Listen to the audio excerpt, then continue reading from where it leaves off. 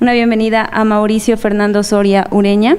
Él es ingeniero eléctrico de la Universidad Mayor de San Simón, telégrafo nivel 2, certificado por la Infrared Training Center de Suecia. Se ha desempeñado como ingeniero de mantenimiento de ENDE transmisión en las regionales Oruro y La Paz. Ha participado en las pruebas de aceptación SAT y comisionamiento de equipos de subvestización de proyectos Warnes, planta baja de Uyuni, Misikuni, Villatunari, entre otros, mejoramiento y adecuación de equipos primarios en la subestación asociadas a la línea Caranavi Trinidad. Él desarrollará la ponencia de reingeniería de componentes en mecanismos de accionamiento monopolar. Agradecemos a nuestro ponente. Recordamos que cuenta con 30 minutos y seguiremos con la ronda de preguntas. Gracias.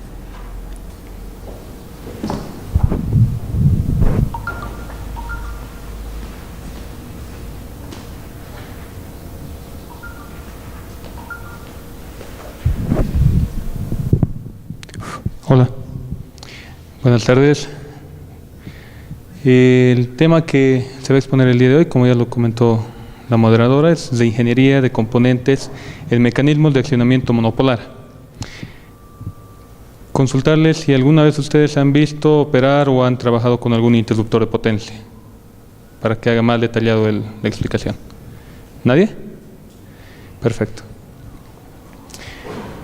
Para entrar al tema de ingeniería de componentes en mecanismos de accionamiento, vamos a hacer una pequeña introducción a lo que es un sistema eléctrico. ¿Sí? El Sistema Eléctrico Interconectado Nacional de Bolivia, el SIN, es un sistema que opera con líneas de transmisión en 69, 115 y 230.000 voltios. Está interconectándose 8 de los 9 departamentos del país. Es un sistema mixto, ya que sus conexiones son malladas y radiales entre las subestaciones que lo componen. Como característica interesante para ENDE transmisión, en el caso de ENDE transmisión, por la geografía de nuestro país, tenemos la subestación Trinidad, que está ubicada más o menos 150 metros sobre el nivel del mar. Y la más alta es la subestación La Cumbre, que está a 4.650 metros sobre el nivel del mar. ENDE transmisión opera este tipo de sistemas eléctricos. ¿Qué consideraciones hay que tener en este caso? Por la geografía y la altura, las características en las especificaciones técnicas que deben tener los equipos de subestaciones que van a operar aislados en aire. En este momento se está ejecutando el proyecto de 500 kilovoltios como un proyecto piloto entre las subestaciones Carrasco y Santibáñez. ¿Sí? Entonces, ¿qué es una subestación? Es el desarrollo e implementación de un nodo de un sistema. Es el conjunto de equipos primarios, secundarios y sistemas de servicio local encargados de dirigir o de distribuir el flujo de energía a través de las rutas alternas. Es decir, una subestación es el conjunto de equipos o elementos primarios que van a permitir enviar, redistribuir, transmitir la energía eléctrica que se va generando desde los centros de generación hasta los nodos de distribución, donde las empresas distribuidoras van a retirar la energía para la distribución al consumidor final. Este es un pedazo muy pequeño de lo que es el Sistema Interconectado Nacional. Está en la página del Comité Nacional de Despacho de Carga. En este podemos apreciar como ejemplo subestaciones de generación, tanto térmica como hidroeléctrica, la central de Vallehermoso, la central de Corán y Santa Isabel. Tenemos subestaciones de transmisión propiamente, como la subestación Vallehermoso de ENDE Transmisión, la cual está encargada de redistribuir la energía eléctrica que genera la misma central Vallehermoso y la interconexión que viene desde las subestaciones Santibáñez, Vinto en Oruro, Catavi en Potosí y San José, lo que es en el departamento de Cochabamba, pero la línea que entra hacia el oriente boliviano.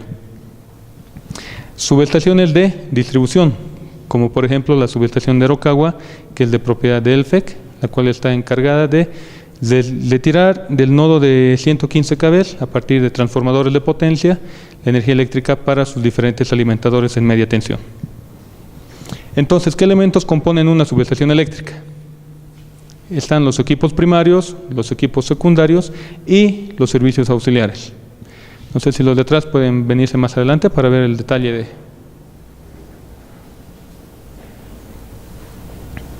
Entonces, ¿quiénes componen los equipos primarios? ¿A qué se llama un equipo primario?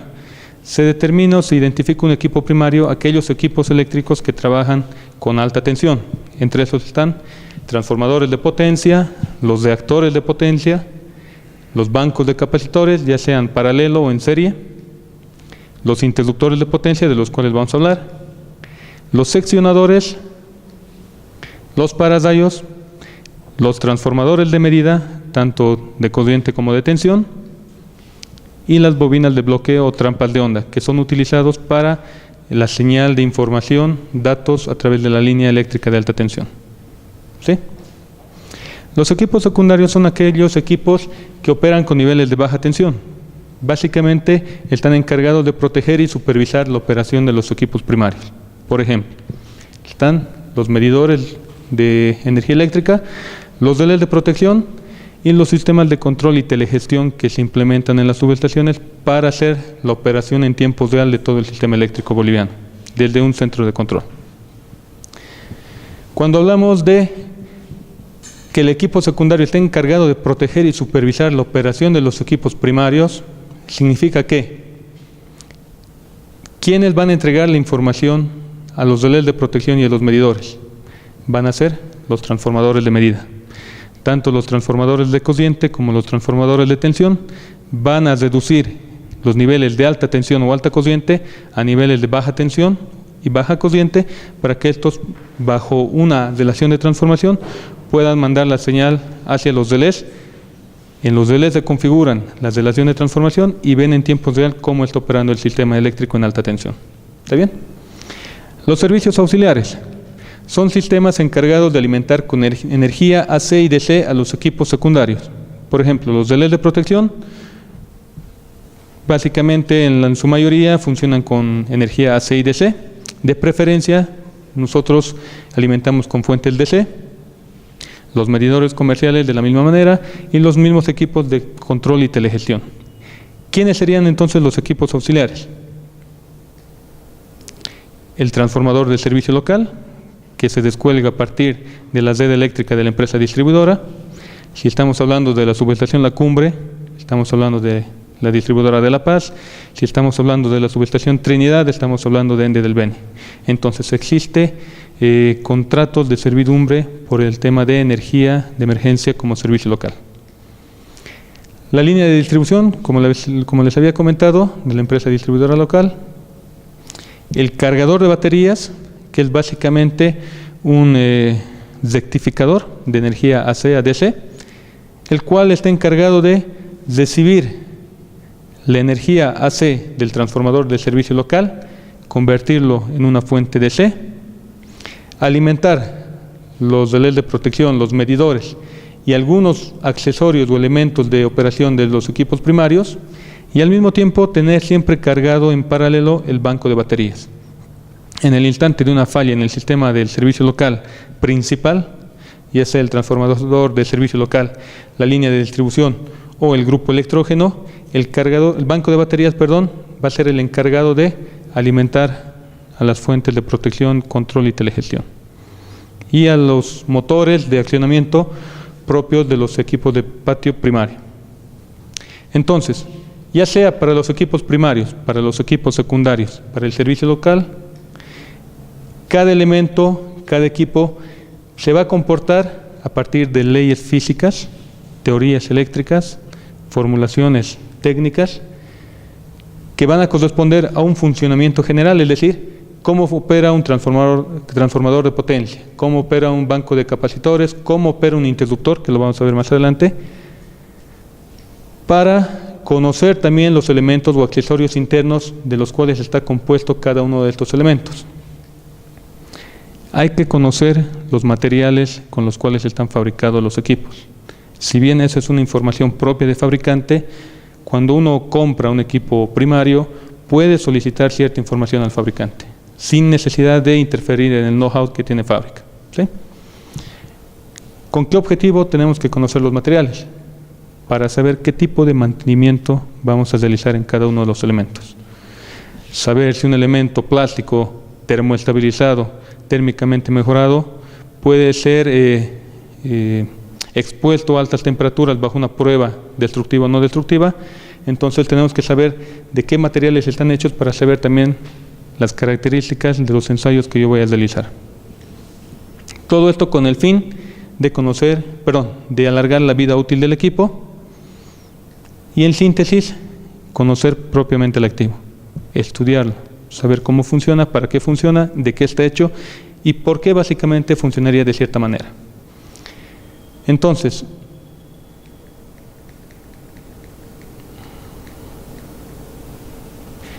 vamos a entrar ahora propiamente a estudiar al interruptor de potencia. Ya el interruptor de potencia son dispositivos de maniobra mecánicos cuya función consiste en conducir, interrumpir y restablecer corrientes en condiciones normales y de falla. ¿Qué significa? Que cuando se va a abrir una línea de transmisión, ya sea por mantenimiento programado o no programado, o sea o también por una descarga atmosférica en la cual el rayo cae directamente a la línea, los relés de protección, al recibir la información de los transformadores de medida, el relé va a asumir esto como una condición de falla y va a mandar la orden de apertura al interruptor. Entonces el interruptor va a abrir bajo condiciones de falla, como les digo, o condiciones normales de operación, cuando está programado un mantenimiento. Por lo menos en Bolivia, el único elemento que se puede maniobrar bajo carga energizado es un interruptor de potencia. Los seccionadores, al tener tiempos de operación bastante largos, estamos hablando de 5 segundos, no se los opera bajo carga, pero sí pueden ser operados bajo tensión en un extremo. Vamos a ver más adelante los tiempos de operación nominales de un interruptor de potencia. Básicamente un máximo de 30 milisegundos. Entonces, los interruptores de potencia se clasifican según el medio de extinción, según el mecanismo de accionamiento y según la ubicación de la cámara de extinción. Entonces, ¿cuáles son los tipos de interruptores según el medio de extinción? Anteriormente, hasta hace unos 20 años atrás, se empleaba a nivel mundial interruptores que tenían el medio de extinción a partir del aceite mineral dieléctrico, ¿sí? Ya sea los de pequeño volumen de aceite para interruptores de media tensión o interruptores de grandes volúmenes de aceite para sistemas ya eléctricos de potencia. Existen interruptores que abren el arco eléctrico o cortan el arco eléctrico a partir del vacío. El vacío prácticamente es uno de los mejores dieléctricos que existe. El problema es controlar que el elemento o el equipo mantenga el vacío, ¿sí? Es otro punto más de falla. Y el elemento más común que tenemos a nivel mundial y propiamente en Bolivia es el interruptor con dieléctrico SF6, es un gas hexafluoruro de azufre, que es un gas inerte, básicamente es estable a las condiciones de falla eléctricas y tiene un tiempo de restablecimiento bastante bueno. Clasificación por el mecanismo de accionamiento. El mecanismo de accionamiento es la parte mecánica que va a hacer que el interruptor abra o cierre en los milisegundos que les había comentado. Entonces, gran energía mecánica tiene que estar almacenada y concentrada a partir de mecanismos hidráulicos, mecanismos neumáticos y energía mecánica a partir de resortes. Entre estos mecanismos pueden haber monopolares o tripolares. Más adelante vamos a reconocer a qué se llama un mecanismo monopolar o un mecanismo tripolar. Finalmente, la ubicación de la cámara de corte. Hay que identificar si el interruptor es tanque vivo o tanque muerto. Eso les voy a comentar enseguida. Para nuestro caso de estudio vamos a hablar de un interruptor con hexafluoruro de azufre, con mecanismo de accionamiento a resorte, monopolar, de tanque vivo. Entonces, primero, hablaremos de un tanque vivo. Observen en esta figura la cámara de extinción de un interruptor de potencia de tanque vivo es esta de acá, para este ejemplo. Esta pieza de acá se llama aislador soporte. Tenemos acá el mecanismo propiamente dicho, donde están los elementos, los resortes, y una estructura soporte como pedestal para tenerlo como fundación para la instalación. Entonces, cuando hablamos de un tanque vivo, significa que la cámara de extinción, es decir, Aquí tenemos la paleta inferior y la paleta superior por donde vienen los cables de alta tensión. Y la cámara de extinción está a una diferencia de potencial diferente de tierra. ¿Sí? Entonces, ¿qué pasa en un tanque muerto?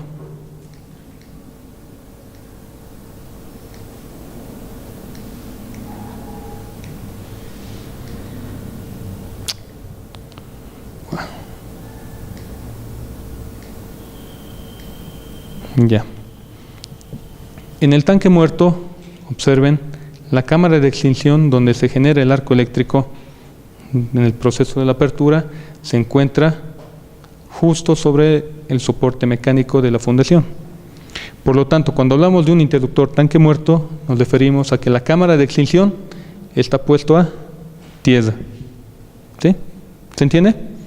Tanque vivo, la cámara de extinción está aislada de tierra. En cambio, en un tanque muerto, la cámara de extinción que está acá está puesta directamente a tierra. ¿En qué caso se utiliza un tanque vivo y un tanque muerto? Depende del estudio eléctrico del sistema, depende la normativa interna de cada empresa o los requerimientos técnicos, y depende también la aplicación en la cual va a estar trabajando los equipos. Entonces, para equipos a partir de 800 kV, 1000 kilovoltios, etcétera, ya se utiliza generalmente interruptores tanque muerto porque hay la necesidad de tener tiempos de operación bastante rápidos, porque estos equipos, si bien operan con resortes, pueden operar también con sistemas hidráulicos o neumáticos. Entonces, dentro de los interruptores del tanque vivo, podemos identificar lo siguiente. Interruptor con accionamiento tripolar. Cuando hablamos de un interruptor con accionamiento tripolar, nos referimos a que un solo mecanismo de accionamiento va a ocasionar la apertura o cierre de las tres fases. ¿Está bien? Entonces, cuando la orden del relé de protección o el sistema de control manda la orden de apertura, acá adentro se encuentra el resorte de cierre, acá el resorte de apertura, y existen varillas que interconectan a las tres fases. Entonces, la operación va a ser instantánea para las tres fases por un solo mecanismo. En cambio, en un interruptor con mecanismo monopolar, fíjense, cada fase tiene un mecanismo independiente. Si bien existe un armario de control principal que va a redistribuir mediante un cableado el control a cada mecanismo, existe para cada fase un armario con el mecanismo independiente. Dentro de los interruptores con accionamiento monopolar podemos encontrar también una variación de los interruptores con doble cámara de corte. Es decir, habíamos comentado acá que existe una cámara de corte para este polo. Cuando los niveles de corriente del sistema y los niveles de cortocircuito son mayores y los niveles de tensión del sistema también son mayores, existe la necesidad de instalar o utilizar interruptores con doble cámara. ¿Qué significa? Que acá tenemos una cámara, la cámara 1 y la cámara 2, la cual ambas cámaras van a ser accionadas por el mecanismo de accionamiento propio de la fase y va a operar en los tiempos en los cuales ha sido diseñado este equipo. ¿Está bien?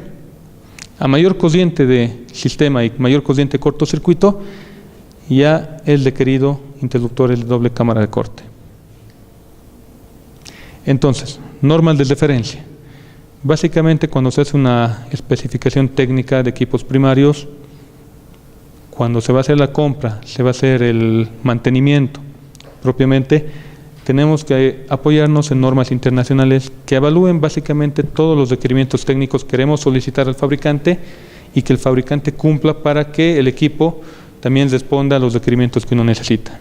Las normas básicamente es el lenguaje con el cual el fabricante y el cliente van a hablar.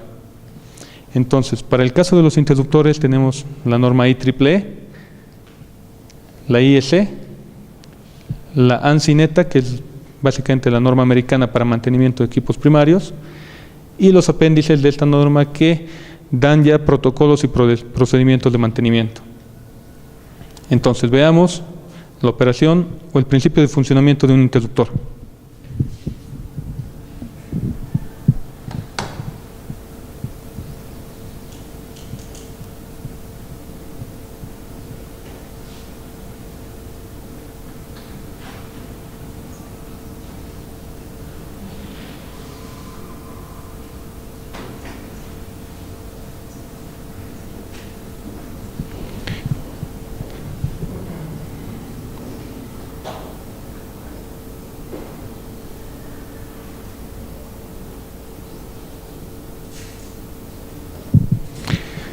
Ya.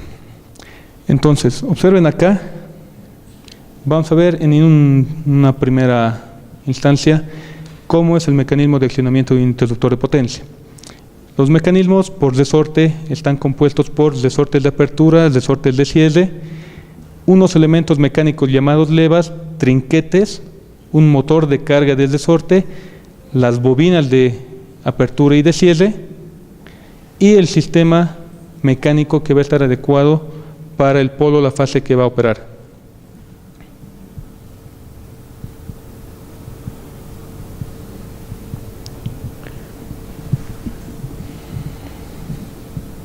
Observen acá, está un motor de carga de resorte.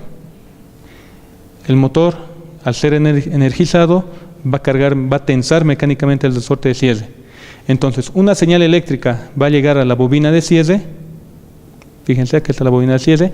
Se energiza la bobina de cierre y genera una fuerza electromagnética en un eje móvil, el cual va a empujar un gatillo para liberar toda la energía mecánica que está trabada por todo el sistema mecánico.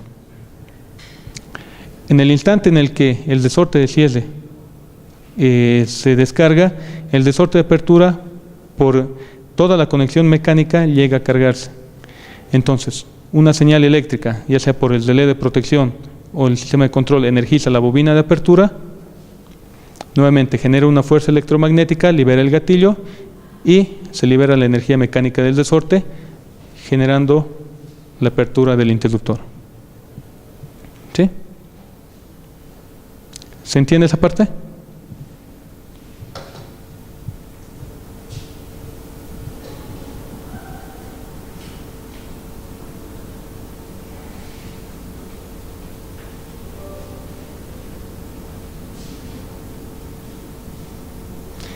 ¿Qué pasa dentro de la cámara de corte? Ahí vamos a hacer una bisección del aislador y vamos a comprender cuál es el principio de funcionamiento de la cámara de corte o el principio de corte del arco eléctrico mediante el sistema autopuffer. Entonces tenemos los contactos principales de corriente, se manda la orden de apertura al sistema de accionamiento, mecánicamente el interruptor empieza un viaje. Fíjense la corriente eléctrica que pasa por los contactos principales, deja de haber contacto principal y queda solamente en contacto el contacto de arco, en el cual en esta pequeña cámara se va a generar el arco eléctrico.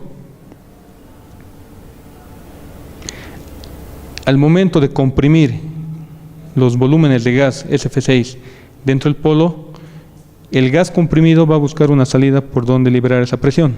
Entonces, en el instante en el cual encuentra una salida donde liberar la presión del gas SF6 que está siendo comprimido solamente por la compresión en el viaje del interruptor, ese gas a alta presión va a soplar y va a cortar el arco eléctrico. ¿Sí? Ese es el funcionamiento de un interruptor.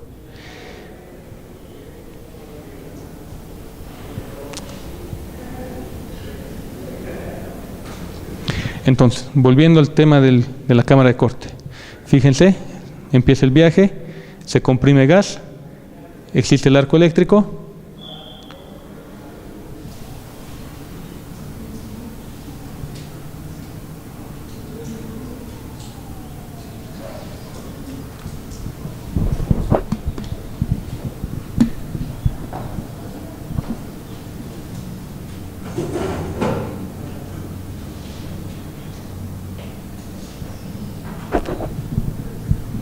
Bueno, entonces retomando, fíjense, dentro de la cámara de corte existe este fenómeno.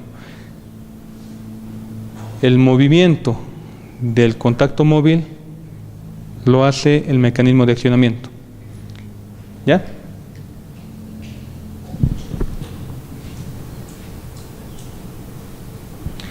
Entonces, ya que conocemos básicamente la operación de un interruptor de potencia, vamos a entrar al caso de estudio en cuestión.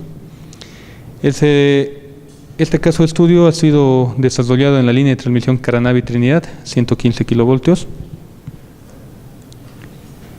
Ha entrado en operación en el año 2010 y ha pasado a responsabilidad de ENDE Transmisión, anteriormente TDE, el 2013. Entonces, a partir del 2013, cuando pasa la responsabilidad de la operación y mantenimiento a la empresa, se comienza una serie de mejoras en todo el sistema eléctrico Caranavi Trinidad. Desde mejoras en sistemas de comunicaciones, sistemas de protección, mejoramientos de adecuación de líneas de transmisión por la ubicación, por la zona geográfica, se tenía bastante desplazamiento de toses, y propiamente dentro de las subestaciones se realiza una serie de mejoras sustanciales muy importantes que hasta su momento no se había realizado por parte del dueño de esta línea. Entre estas mejoras se encuentra la habilitación de las de conexión monofásica automática, la habilitación y configuración de los sistemas de protección de líneas a partir de los relés diferenciales, relés de distancia, relés de sobrecorriente, subfrecuencia, y la protección a la unidad o al nodo de generación San Ignacio, MOXOS, en la ciudad de Trinidad, a partir de la transferencia de disparo del interruptor A841. Como es una línea radial propiamente, cualquier falla en cualquiera de los tramos de la línea de transmisión podría ocasionar un desbalanceo y una falla en la central de generación en Trinidad. Por lo tanto, cualquier falla en esta línea mandaba la apertura automática al último interruptor de alta tensión que estaba asociado justamente a la central MOXOS. ¿Ya? Entonces, ¿qué ocurría hasta el 2013, desde su puesta en servicio? Durante maniobras remotas de cierre de los interruptores, ¿qué significa? Que cuando el centro de operaciones, por requerimiento operativo, manda una señal remota de apertura o de cierre, en tiempo real, con un retardo por el tiempo de viaje de la señal en 2-3 segundos, llegan a abrir los interruptores de manera automática. ¿Sí? No hay la necesidad de que un operador esté presenciando una apertura de interruptor, ya que los equipos operan automáticamente desde el centro de control. Entonces, el centro de control mandaba la orden de cierre de apertura. Como es un interruptor monopolar, una o dos fases no completaban la operación, es decir, o se quedaban abiertas o se quedaban cerradas. Esto ocasionaba básicamente un desbalanceo en el sistema y propiamente el disparo del interruptor A841 en Trinidad. Entonces había un problema eléctrico o mecánico en los interruptores. Entonces, en esta línea de transmisión Caranavi Trinidad, en los interruptores de línea propiamente, se contaba con interruptores de la marca ABB, modelo FCA1. Estas son las características técnicas de los interruptores. Fíjense bien, cada fase tiene un mecanismo independiente, es decir, es un interruptor monopolar.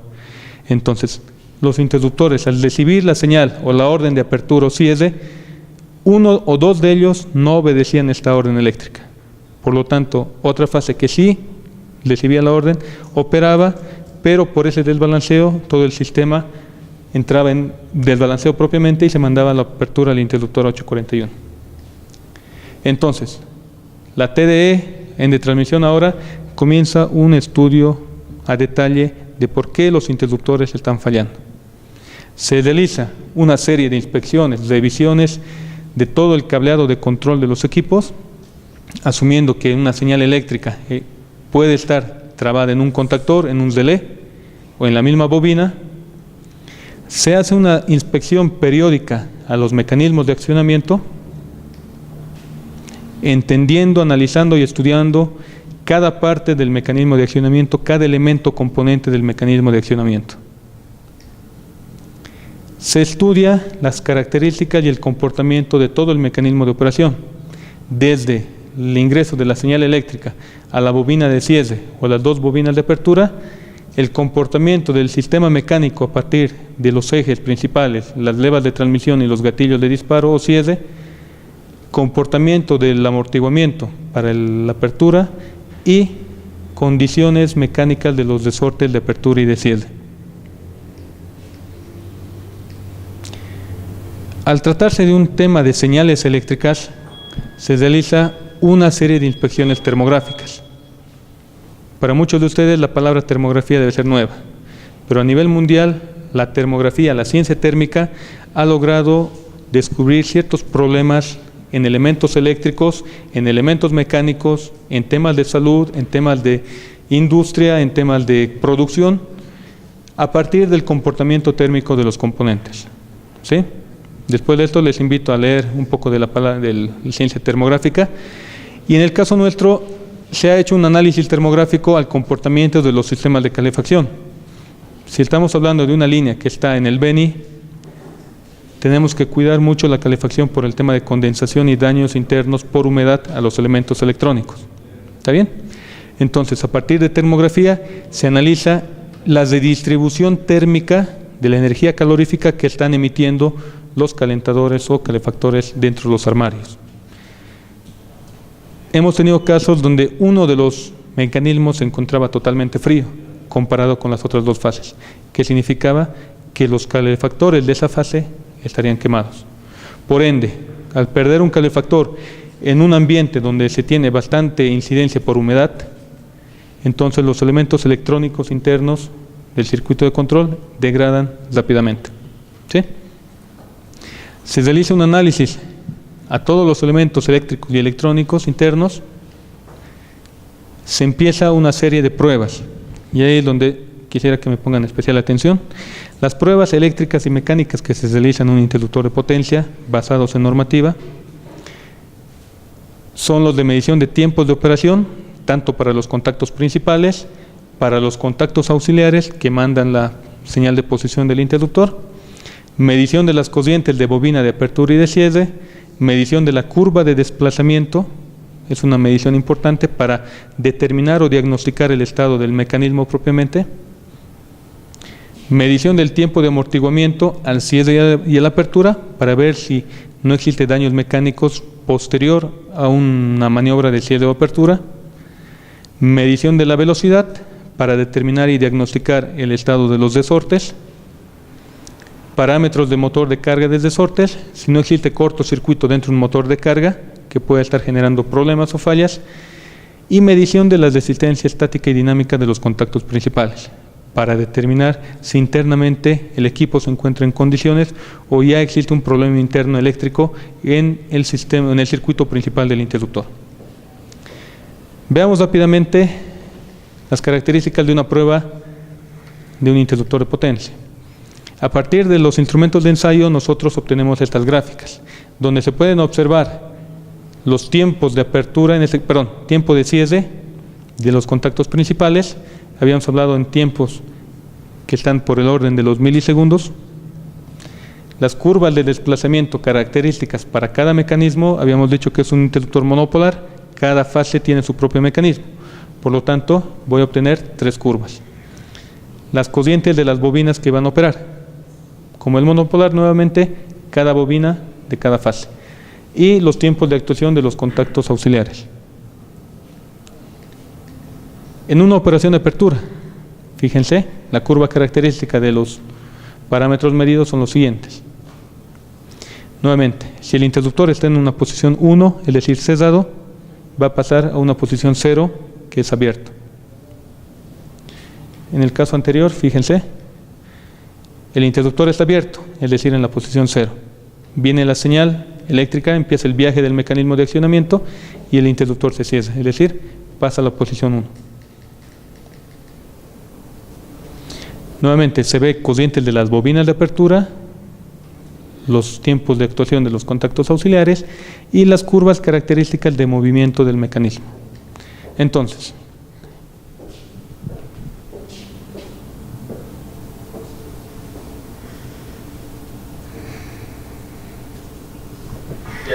este es un ensayo de este interruptor propiamente.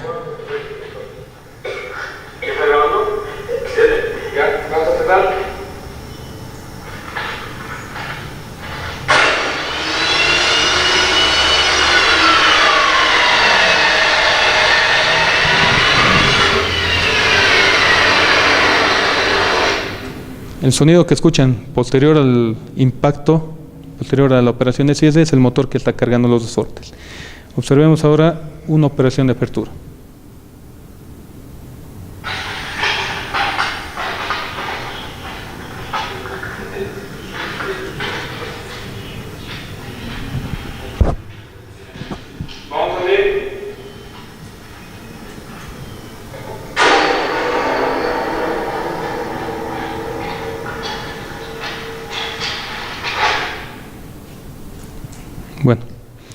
Entonces, a partir de estos ensayos electromecánicos, se detecta una falla en la fabricación de los ejes móviles o vástagos móviles de las bobinas de cierre y apertura.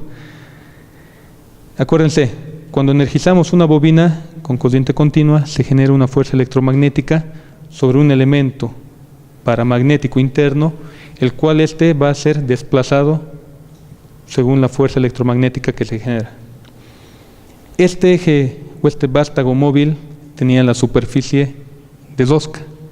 Por lo tanto, si esto tiene que viajar libremente acá y tenemos una rosca, tenemos el efecto de que por la inclinación, por la falta de lubricación o por la contaminación interna, a partir de la rosca puede trancarse en la carcasa interna de la bobina. Es decir que, si bien se energiza, pero el vástago móvil se tranca y no llega a operar el interruptor. Entonces son fallas aleatorias que se van suscitando.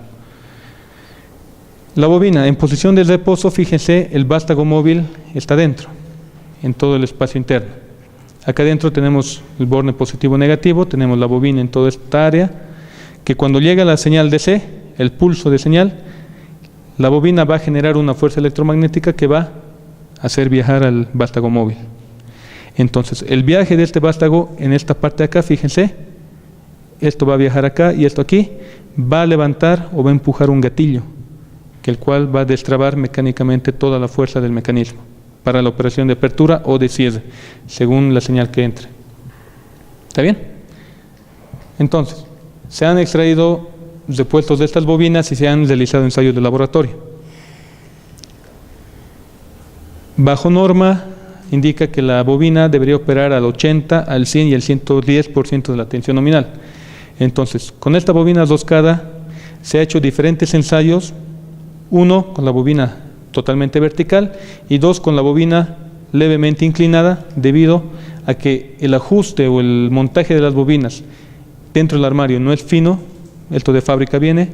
Entonces, el resultado es que en la mayoría de los ensayos el vástago móvil se trancaba en el interior de la bobina, solamente por el efecto de que la superficie era roscada. Entonces, comienza una serie de experimentos. Básicamente tenemos que cambiar ese eje o ese vástago móvil por un vástago de superficie lisa que tenga las condiciones necesarias para poder tener un desplazamiento idóneo, pero cuidando que este vástago nuevo tenga las mismas dimensiones que el original, que los tiempos de actuación del interruptor no se muevan porque es un parámetro de fábrica, es un parámetro de diseño, y las características magnéticas también se mantengan según el parámetro de diseño. Entonces se ha buscado básicamente el mismo material del anterior eje viajero, que era de bronce, y se comenzó a fabricar bobinas con ejes viajeros de superficie lisa. Entonces se han hecho ensayos en laboratorio, se ha hecho un primer ensayo del material propiamente de la bobina con superficie lisa, bajo las mismas condiciones de la norma, y los resultados es que en todos los ensayos el eje móvil ya no se trancaba en la carcasa interna. Es decir, existía un desplazamiento nominal sin ninguna interferencia. Comienza entonces la programación y el cambio de todos los interruptores en toda la línea Caranavi-Trinidad. Entonces, para hacer un mejor análisis, se tiene que hacer unas pruebas electromecánicas completas antes del cambio, con las bobinas, con los ejes originales. Se realiza el cambio y se hace unas pruebas eléctricas completas posterior a este cambio. Entonces, observen, esta es la prueba de cierre antes del cambio, esta es la de cierre después del cambio, y lo que nos interesa es la comparación final. Fíjense, acá están superponiéndose todas las curvas de desplazamiento, las curvas de comportamiento y magnitud de corrientes de bobina y los tiempos de operación que no deberían variar según los parámetros de fabricante. La idea es no modificar los parámetros de fábrica, sino darle condiciones para que las operaciones sean correctas en el interruptor. Entonces, para nosotros, los parámetros más interesantes son simultaneidad, básicamente se han mantenido, las velocidades de cierre, que son similares, los sobres de cosidos y las corrientes de la bobina. Entonces, mecánicamente, para una operación de cierre, no ha habido alteración en el fenómeno de cierre para el interruptor de potencia. Y finalmente, para la operación de apertura, fíjense, antes y después, la comparación final. Para una maniobra de apertura, nuevamente se superponen las curvas de desplazamiento, los tiempos de operación y las corrientes de bobina. Nuevamente hacemos una comparación entre lo que se tenía originalmente de fábrica versus la corrección y modificación a partir del análisis y cambio de los elementos, y en estos parámetros no ha habido variaciones sustanciales. En conclusión, se ha corregido el problema de las fallas en los elementos mecánicos de interruptores de la línea Caranavi-Trinidad, se detectó un problema de diseño en fábrica, se corrigió, se mandó una nota igual a fábrica indicando este cambio. Es muy importante conocer los equipos eléctricos en los cuales estamos operando, conocer los materiales, conocer las características de funcionamiento para saber qué tipo de diagnóstico o mantenimiento se va a realizar. Finalmente, la implementación de políticas de mantenimiento son vitales para la confiabilidad operacional de los equipos y su comportamiento en el sistema eléctrico. ¿Sí? Gracias. Agradecemos la exposición al ingeniero Mauricio Soria.